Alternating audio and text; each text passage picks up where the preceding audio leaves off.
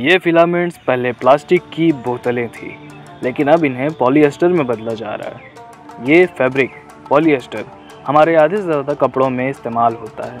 भारत में ऐसी कई कंपनियां हैं जो प्लास्टिक की बोतलों को पॉलिएस्टर में बदलने का काम करती हैं। अमूमन एक बड़े रिसाइकलिंग प्लांट में 12 लाख प्लास्टिक की बोतलों को एक दिन में पॉलिएस्टर में बदला जा सकता है। In the next couple of years, plant की एफिशिएंसी इसकी 3 गुना से अधिक भी हो सकती है। ये जाहिर है कि इसकी डिमांड मार्केट में काफ़ी है। एडिडास, नाइकी और कई फैशन कंपनीज अपने प्रोडक्ट में रिसाइकिल किए गए प्लास्टिक से बने पॉलिएस्टर का कंट्रीब्यूशन बढ़ाना चाहती हैं और अक्सर इन्हें सस्टेनेबल कहकर प्रमोट भी किया जाता है। लेकिन सबसे पहला सवाल ये उठता है, हमारे इतने सारे कपड़े प्लास्टिक से ही क्यों बनाए जाते हैं और आखिर एक बोतल को कपड़े में कैसे बदला जा सकता है?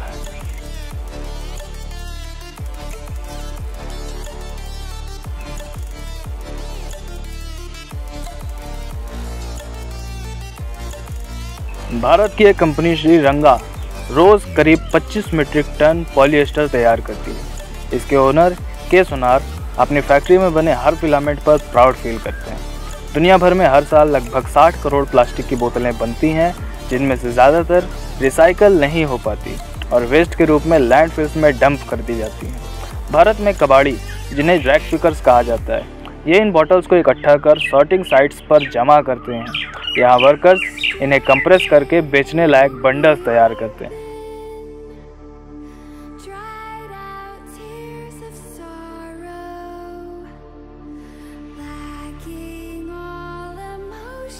हर महीने श्रीरंगा ऐसी कंपनी से लगभग 900 मीट्रिक टन कचरा खरीदता है, लेकिन उन्हें सिर्फ PET पॉलीएथिलीन टरफ्थलेट चाहिए होता है।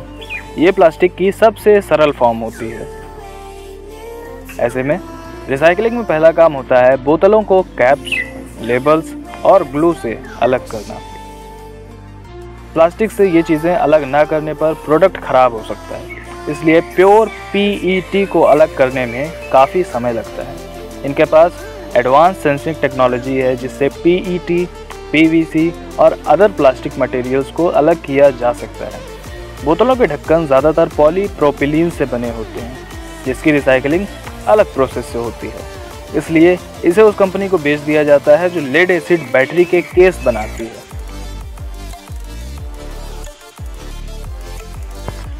प्लास्टिक की धुलाई करने पर जो मिट्टी और रेत निकलती है, उसे राख के साथ दबाकर ईंट में बदला जाता है, जो कि फैक्ट्री की ज़मीन को सजाने में काम आती है। इसके बाद मशीनें बोतलों को छोटे पार्टिकल्स में पीस देती हैं, जिसे फ्लैक्स कहा जाता है। फिर इन्हीं फ्लैक्स को बैग्स में भरकर फैक्ट्री के दूसरे हिस्से में ट्रक से भेजा जाता है।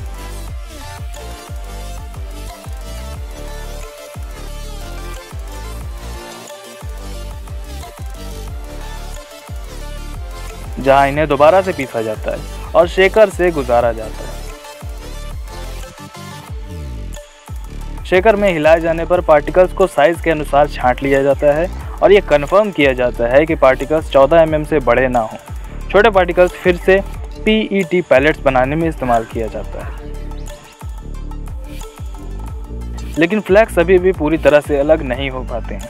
एक बार फिर हाई प्रेशर में धोने के बाद इन्हें फ्लोट टैंक में डाल दिया जाता है, जहां PET डूब जाता है और बाकी प्लास्टिक ऊपर तैरते रहते हैं, जिन्हें फिर हटा लिया जाता है। फिर इन्हें 10 बार धोया जाता है ताकि ग्लू और धूल बिल्कुल ना रह जाए। अब बचे हुए PET फ्लैक्स को सुखाया जाता है और बड़े बड़े पैकेट्स में भर दिया जाता है। अब बारी है इन्हें फाइबर में बदलने की।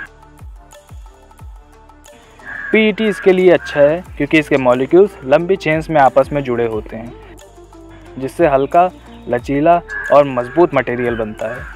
इन चेन्स की लंबाई ही तय करती है कि PET बोतल बनेगा, पैकेजिंग या फिर कपड़ा। कायदे से देखा जाए तो PET और पॉलिएस्टर एक ही चीज़ है। फाइबर बनाने की प्रोसेस रंगीन पिगमेंट को PET फ्लैक्स के साथ पिघलाकर शुरू होती है। इस टेक्निक को डोप सॉल्यूशन डाइंग कहते हैं। ये मिश्रण एक स्पिनरेट से गुजारा जाता है, जिसमें सैकड़ों छोटे छेद होते हैं। फाइबर की मोटाई इसी प्रोसेस पर निर्भर करती है। जब ये बाहर आता है तो पहले से रंगीन होता है। We don't use a single drop of water. We don't use energy for our coloring process. रंगाई में ना तो पानी का इस्तेमाल होता है और ना एक्स्ट्रा कोई एनर्जी का। जब फिलामेंट बाहर निकलते हैं तो वे ठंडे होकर सूख चुके होते हैं।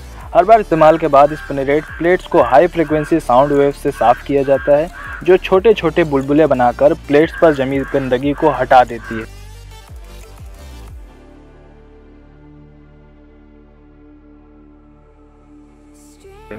फिर इन फाइबर्स को खींचकर रोलर्स की मदद से बड़े बड़े डब्बों में जमा किया जाता है।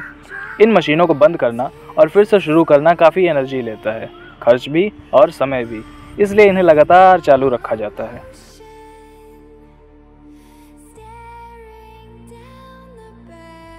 वर्कर्स ड्रम्स को तौलते हैं और उन्हें एक जगह इकट्ठा करते हैं, जिसे ड्रॉ लाइन कहा जाता है। यहाँ पर एक साथ 60 से 70 बैरल को होल्स की एक चेन से खींचा जाता है, जिससे ये एक बराबर पट्टियों में बदल जाते हैं।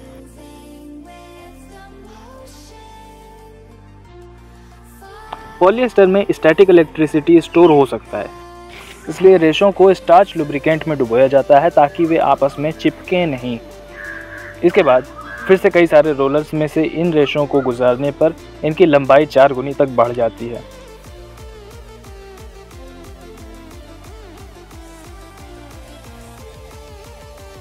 इसके बाद मशीन फाइबर को कर्ली बनाती है, जिससे ये कपास जैसे और कपड़ों के साथ आसानी से मिल जाए। तैयार फाइबर एक प्लेटफॉर्म के ऊपर पहुंचते हैं, जहां इन्हें दबाकर काट दिया जाता है।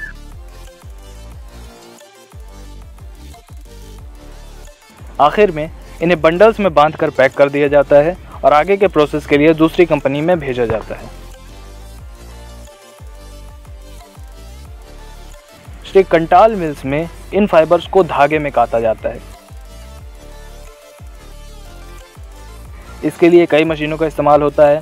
पहले मजदूर इन्हें बेल ओपनर में डालते हैं, जो रोलर्स और नुकीले ड्रम्स से फाइबर को ढीला करता है। फिर शीट को तोलकर कार्डिंग मशीन में डाला जाता है, जो तारों से ढकी सिलेंडरों के ऊपर फाइबर को खींचती है और उलझे हुए रेशों को सुलझाकर एक पतली जाली बनाती है। इस जाली को फिर संकुचित कर एक ढीली रस्सी के रूप में बदल दिया जाता है, जिसे स्लीवर कहा जाता है। इन स्लीवर को बड़े बड़े कैनिस्टर्स में जमा करते हैं। फिर वर्कर्स इन्हें उन मशीनों से जोड़ते हैं, जो कई स्लीवर रस्सियों को एक साथ मिलाकर सिंप्लेक्स मशीन में भेजती हैं। सिंप्लेक्स मशीन अलग अलग स्पीड से चलने वाले रोलर्स से फाइबर को खींचती है और पैरेलल बनाती है। इससे एक ज़्यादा कॉम्पैक्ट और बराबर रस्सी प्राप्त होती है, जिसे रोविंग कहा जाता है, और ये कताई के लिए आइडियल अर्थात बेस्ट अर्थात परफेक्ट मानी जाती है। मजदूर रोविंग को एक स्पिनर में डालते हैं, जो उसे मोड़कर धागे यानी कि यार्न में बदलता है। फिर इन धागों को बॉबिन्स पर रिंग स्पिन किया जाता है।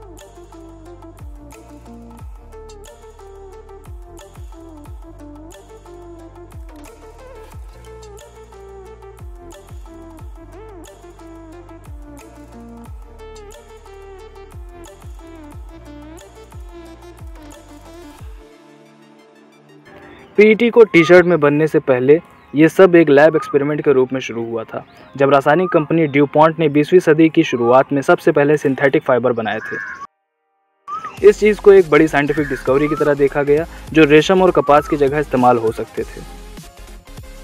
मॉडर्न फैब्रिक आज पूरी तरह से केमिकल से बनाए जाने लगे हैं। उस समय अमेरिका अपना 90% रेशम जापान से आयात करता था, जो मुख्य रूप से स्टॉकिंग अर्थात लंबे मोजे बनाने में प्रयोग होता था। लेकिन सेकेंड वर्ल्ड वॉर के दौरान ये बिज़नेस बंद हो गया, जिससे रेशम बाजार ढह गया। इसके बाद नायलॉन स्टॉकिंग एक सस्ता और ज़्यादा पॉपुलर ऑप्शन बन गया। 1950s के दशक में पॉलिएस्टर को एक जादुई सिंथेटिक कपड़ा कहा गया, जो बिना शिकन के रहता था।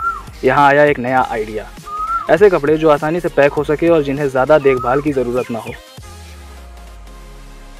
1970s में ये कपास से भी सस्ता हो गया और फैशन ब्रांड्स ने इसे एक्सेप्ट कर लिया।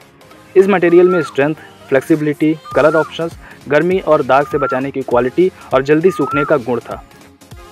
1980s में भले ही कपास सबसे ज़्यादा पॉपुलर फाइबर था, लेकिन अगले कुछ डिकेड्स में पॉलिएस्टर ने मार्केट को कैप्चर कर लिया और अभी भी इसकी डिमांड बढ़ते जा रही है। इसका ज़्यादातर प्रोडक्शन साउथ एशिया में होता है। गैप, H&M, ज़ारा और फॉरएवर 21 जैसे फास्ट फैशन ब्रांड्स ने इसे और भी पॉपुलर बना दिया। 2020 में दुनिया ने इतना पॉलिएस्टर बनाया कि लगभग 22 लाख कचरे के ट्रक्स को भरा जा सकता है, लेकिन इसमें से सिर्फ 15% ही रिसाइकल प्लास्टिक से बना था। एक स्टडी ने बताया कि हर सेकंड एक ट्रक भरे कपड़े लैंडफिल्स या भट्टी में चले जाते हैं।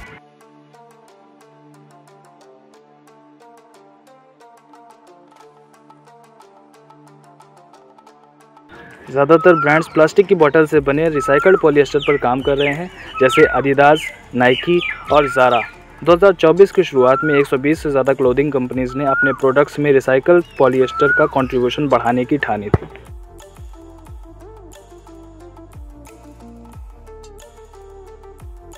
एक बार जब फाइबर रेडी हो जाता है तो उसे यार्न, फैब्रिक और गारमेंट्स बनाना उसी प्रोसेस का अगला स्टेप होता है, और ये सब एक ही फैक्ट्री में होता है। वर्कर्स सैकड़ों बॉबिन्स को मशीन से जोड़ते हैं जो धागों को कपड़े की शीट्स में बुनती हैं।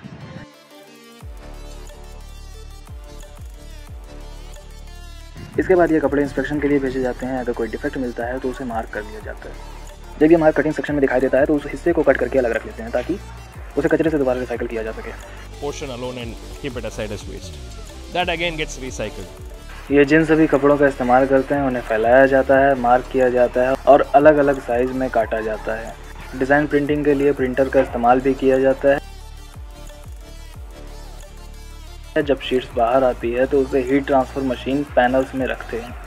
ये मशीन हीट और प्रेशर के इस्तेमाल से डिज़ाइन को सीधे पॉलिएस्टर पर ट्रांसफ़र करती है। यह कंपनी हर साल 4 लाख गारमेंट्स बेचती है और 2026 तक इनका उत्पादन 3 गुना होने की संभावना है।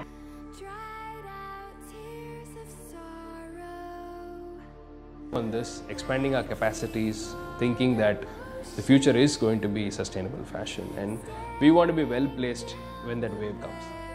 2023 में इस परिवार को एक बड़ी पहचान मिली जब भारत के प्रधानमंत्री नरेंद्र मोदी ने उनकी बनाई एक जैकेट पहनी। I was literally in tears. My product is worn by Prime Minister of the country. Something wonderful. It's something to convince someone to wear something out of trash. And that we've been able to do with Ecoline. Recycled polyester से बने कपड़े अक्सर पर्यावरण के लिए अच्छे बताए जाते हैं, लेकिन उनका अपना एक असर होता है। किसी भी सिंथेटिक फाइबर को धोने पर 5 मिलीमीटर से छोटे माइक्रोप्लास्टिक्स पानी में मिल सकते हैं। कुछ रिसर्चर्स कहती हैं कि सिंथेटिक फाइबर ओशियन में मौजूद माइक्रोप्लास्टिक्स का लगभग 1/3 कंट्रीब्यूट करता है, और अगर ये फाइबर लैंडफिल, नदी या ओशियंस में पहुंच जाए तो ये कभी ख़त्म नहीं होते। ऊपर से पॉलिएस्टर को रिसाइकल करना उतना आसान नहीं है जितना कि एक प्लास्टिक की बोतल को। पॉलिएस्टर अक्सर कपास, स्पैंडेक्स, केमिकल्स और कलर्स के साथ मिलाया जाता है, जिन्हें रिसाइकल करने से पहले अलग करना होता है।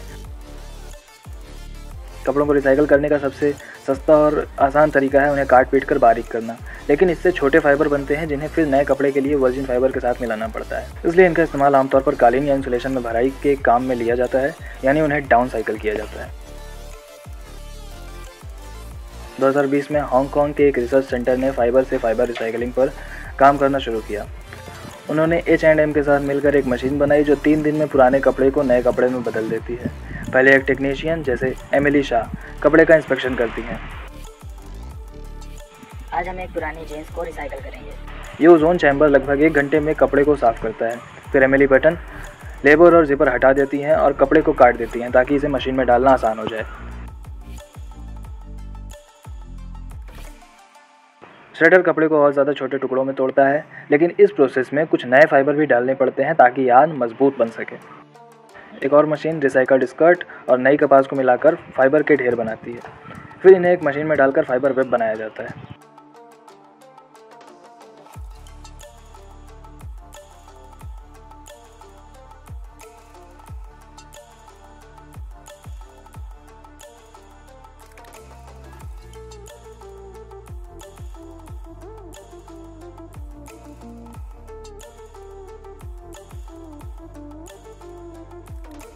इस वेब को स्नैक जैसे स्लीवर में बदला जाता है और फिर इन्हें काटा जाता है, जिससे प्लाई यार्न तैयार होता है, जो किसी भी नए कपड़े की फंडामेंटल ज़रूरत होती है।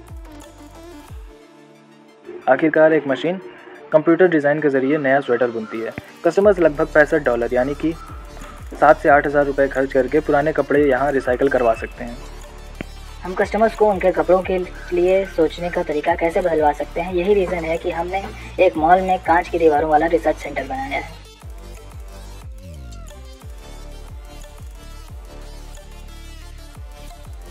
H&M फाउंडेशन ने हांगकांग टेक्सटाइल और अपैरल रिसर्च सेंटर के साथ साझेदारी की। इस इन्वेस्टिंग से कंपनी को स्टॉकहोम के एक स्टोर में इस टेक्निक को लगाने की परमिशन मिली। H&M इसे दी लूप कहता है। यहाँ कस्टमर केवल $18 यानी 1500 रुपये में रिसाइकलिंग के पूरे प्रोसेस को देख सकते हैं, जो ब्रांड की एक स्वेट पेंट की कीमत के बराबर है। यह फाइनल प्रोडक्ट है और ये एक्स्ट्रा धागे ही केवल हटाए जाते हैं। टेक्नीशियन वर्जीनिया एक्स्ट्रा धागे को काटती हैं और कपड़ा तैयार हो जाता है।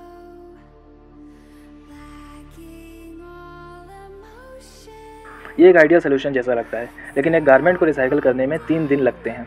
अभी तक ऐसी कोई वर्कशॉप नहीं है जो हर दिन हज़ारों टन कपड़े को रिसाइकिल कर सके, लेकिन H&M का कहना है कि इन फ्यूचर यही टेक्निक टेक्सटाइल वेस्ट के लिए सोल्यूशन बन सकती है, गारमेंट टू गारमेंट रिसाइकलिंग।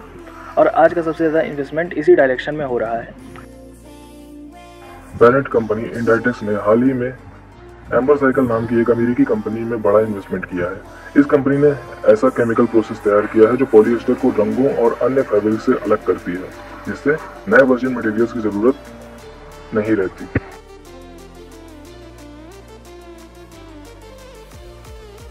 एम्बरसाइकिल का कहना है कि कैसे एक पुरानी टी शर्ट को एक नई टी शर्ट में बदला जाए बिना नेचुरल रिसोर्सेज का उपयोग किए। सबसे बड़ी चुनौती है इस प्रोसेस को पायलट लेवल से बढ़ाकर हजारों टी शर्ट की मैन्युफैक्चरिंग तक ले जाना। इसे एक्सपैंड करना कठिन है, खासकर जब वर्जिन पॉलिएस्टर बहुत सस्ता हो।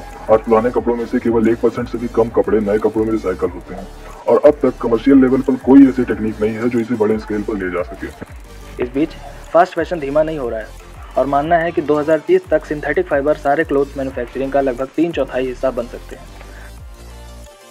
ब्रांड्स को फैब्रिक टू फैब्रिक रिसाइकलिंग में काफ़ी इन्वेस्ट करने की ज़रूरत है, लेकिन साथ ही ये भी समझना होगा कि ये कोई जादू नहीं है। हालांकि रिसाइकलिंग पॉलिएस्टर वर्जिन पॉलिएस्टर के कंपैरिजन में लगभग 70% कम ग्रीन हाउस गैस छोड़ता है। श्रीलंका के पास कई सर्टिफिकेशन है जो ये कंफर्म करते हैं कि वे इंजीरियस केमिकल्स का उपयोग लिमिट में करते हैं और जो कचरा खरीदते हैं उसे सच में रिसाइकल करते हैं।